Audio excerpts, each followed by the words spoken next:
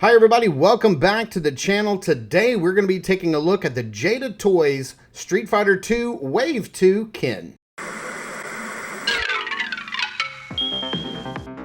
If Saturday morning cartoons fueled your imagination as a kid and powers your action figure collecting now as an adult, then you're in the right place.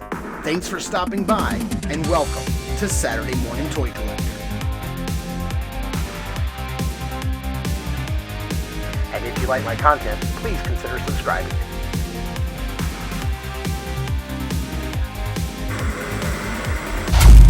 All right, let's take a closer look at the front of the package here. And I really dig this this little piece at the top. It looks like the video game. You've got some video game controllers. You can see that this is like an arcade cabinet, and you know, you can sit here and do your Hadokens and your Shurikens and all that kind of stuff. I don't even know if that's a name. You can see like Ken's kind of like a little write-up, his little bio right here on the side, you know, just a little bit from his character. You can see some more artwork of some other characters here on the side, and then you've got a roster, and I think they're going to make all of these guys. I'm really looking forward to like Evil Ken. That'd be kind of cool. Akuma would be great. T-Hawk would be fantastic. Man, just I hope they make all of these guys. I would pick them all up. But let's get this guy opened up and take a closer look at everything he comes with. Okay, starting off with the accessories, he does come with two of his fireball producing hands. You can use these for any type of poses you want. It doesn't have to just be that. You do get this little clear stand with some hinges on it, which is really cool. It goes on this little base right here, which is neat. And this is for the fireball effect that he comes with. And you can see that it is this nice translucent plastic. It has this yellow to bright orange kind of glow to it. Paint job looks great. If you look in there closely, you can see two hands modeled as if the flame has engulfed them. And there is a little tiny hole right there. It's kind of hidden. It's kind of hard to see, but it disappears pretty quickly when you're not looking for it. And you can put this on the base, and you can position this little fireball upwards, downwards, coming forward, coming backward, any way you want. It's really neat effect. I'm glad they include it. Here we have Prince Adam. Ken's head has some really nice soft hair. Like the hair is really soft and pliable. It's got little pieces that hang off, and that you can actually move the hair. The hair gets out of the way when you're moving the head around. Here's the friendly face that comes on him. I would have really liked it if Ken came with like a thumbs up hand. That would have been really cool. His gi is really soft and pliable. It's super soft rubber. Some of the softest rubber I've ever felt in my life. It really allows the figure to get into some nice poses, and there's some nice texture all over the clothes. You can see some kind of markings there on the bottom of the feet for the production of the figure. Let's see how easy it is just to pop this head off, pop the new one back on. Super easy, no problem. Hair gets out of the way, and I dig it. I like this kind of grimacing face that Ken has here. Let's see here. As far as the articulation goes, Ken can only look up about that far because the hair is there and is kind of hindering his backward movement. He can look down quite a bit, though. I mean, that's a really good far way. He's got that double barbell joint kind of thing going on with the neck, so you can get a nice forward and back, bobble, robble all over the place. Head can go anywhere you want. The gi, does get out of the way here. You have this upper diaphragm joint that allows him to bend forward this far and allows him to bend backwards about that far, which is really good. You can get in some really nice poses. The arms can go up and hit that T pose. Absolutely no problem whatsoever. Easy peasy. The arms go all the way around. They have this really awesome butterfly joint that can go all the way back, goes back so far. Look how far back that goes. It's crazy. And it can go really far forward and get over in front of the front of his body, which is really good. He does have that upper bicep swivel. He has double jointed elbows, which is super great. All pinless joints, by the way. Jada is really knocking it out of the park with this line.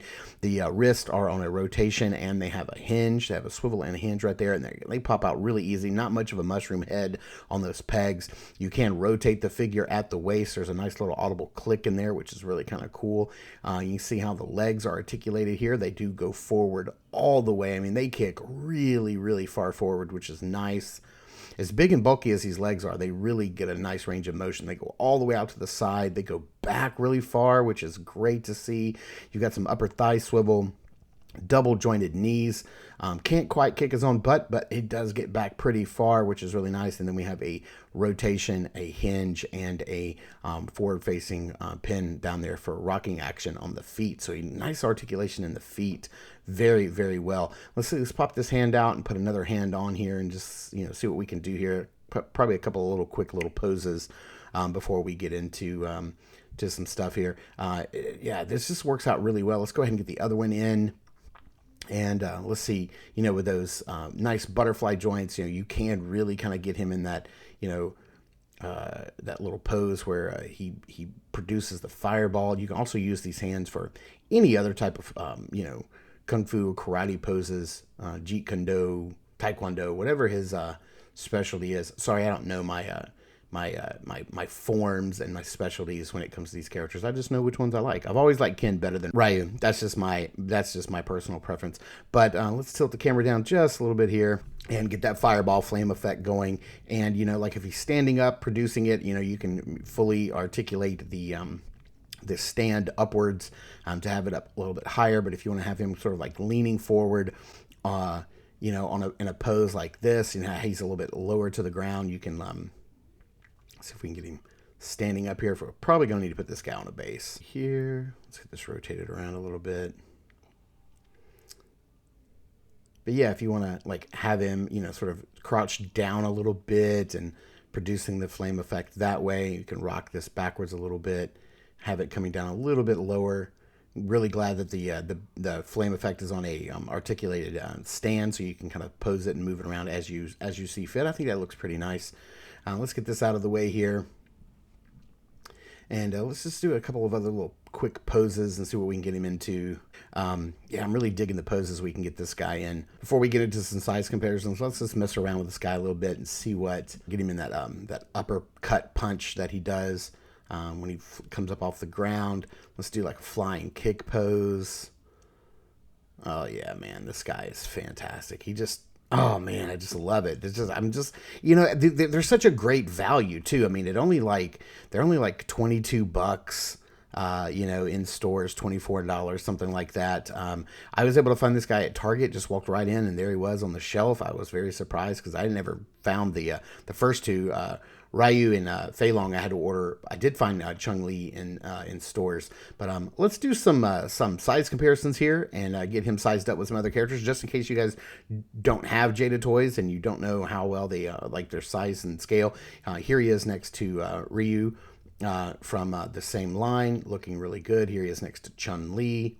And she is great. She poses very well. And then my favorite in the line so far, Fei Long. Man, I just really love this character. He looks great. So they all scale very well together. But if you want to put him in with some other lines here he is next to Billbone's Broken Shield from a Mythic Legion's size scale. Here he is next to a McFarlane Toys Batman.